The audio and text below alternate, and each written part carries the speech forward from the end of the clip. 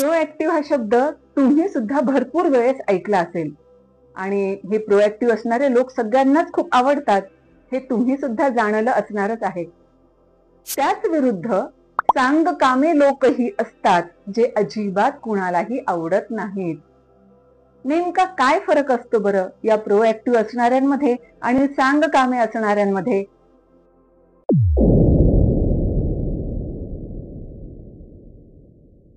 अकबर बिरबलच्या गोष्टी आधारे हे मी तुम्हाला सांगणार आहे.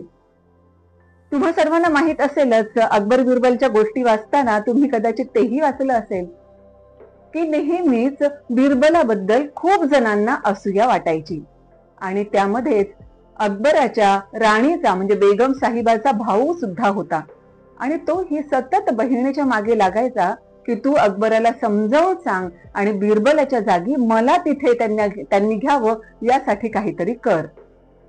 एक दिवस झालं असं, बादशहाचा मूड खूप छान होता हे त्या बेगम साहिबांनी पाहिलं आणि लगेच त्यांनी विषय काढला की बिरबलावर तुमचं एवढं प्रेम का आहे? बिरबलाच्या जागी कोणत्याही प्रकारे तुम्ही माझ्या भावाला घेणं जरुरी आहे ना. हे सगळं बोलणं चालू असतानाच अकबरानं पाहिलं की रस्त्यावरून एक बैलगाडी जात आहे आणि त्या बैलगाडीमध्ये कुठलं तरी सामान आहे. म्हणून लगेच अकबरानं त्याच्या बेगम साहिबांच्या भावाला बोलवलं आणि त्याला सांगितलं, अरे ती रस्त्यावरून जी बैलगाडी जात आहे ना त्यामध्ये काय आहे एकदा बघून येऊन मला सांग बरं. हा लगेच गेला आणि येऊन सांगितलं की त्या बैलगाडीमध्ये कलिंगड आहेत. कलिंगड म्हणजे ज्याला आपण टरबूज सुद्धा म्हणतो. हो का? काय भावाने आहेत ते कलिंगड? थांबा मी विचारून येतो. हा भाऊ पुन्हा गेला आणि आला. त्याने सांगितलं तो 2 रुपये किलो या पद्धतीनं टरबूज विकत आहे. अच्छा, किती टरबूज आहेत त्याच्याकडे एकूण? पुन्हा गेला, पुन्हा येऊन सांगितलं. त्यानंतर अकबराचे प्रश्न संपलेले नव्हते. पुन्हा त्यांना विचारलं तो कुठे जात आहे? हा पुन्हा गेला, येऊन पुन्हा सांगितलं आणि अकबरानं पुन्हा एकदा प्रश्न विचारला की आपली जकात त्यांना भरली आहे का हे एकदा बघून घे.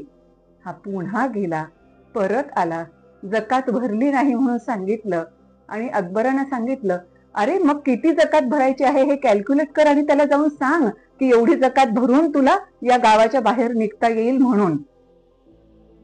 जकात कॅल्क्युलेट कर म्हटलं की हा बेगम साहिबांचा भाऊ एकदम नाराज झाला. आता हे कॅल्क्युलेशन कसं करायचं मोठाच प्रश्न त्याच्यासमोर पडलेला होता.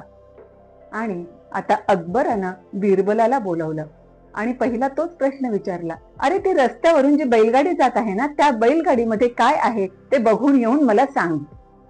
बिरबल गेला, लगेच काही आला नाही.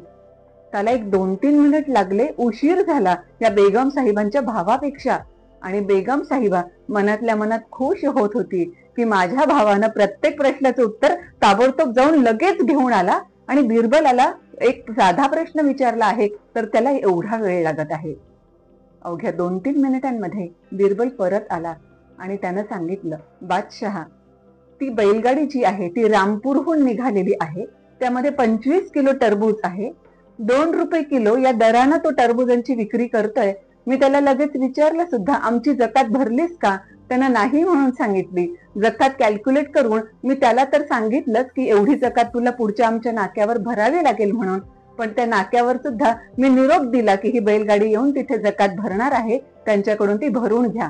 आणि ही बैलगाडी त्यांचं सगळं सामान घेऊन लखमापूरला जाणार आहे.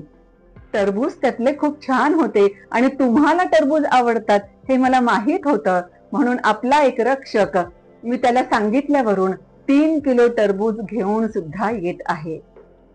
हे सगळं ऐकल्यानंतर अकबरानं बेगम साहिबांकडे फक्त एक कटाक्ष टाकला आणि या बेगम साहिबांना समजून गेलं की खरंच आपल्या भावाच्या ऐवजी आपल्या बादशहाने बिरबलाला तिथे नोकरीला का ठेवलं आहे. आलं लक्षात ना? तो ऍक्टिव्ह असणारा तो बिरबल आणि सांग काम्या असणारा तो ह्या बेगम साहिबांचा भाऊ. थँक्यू.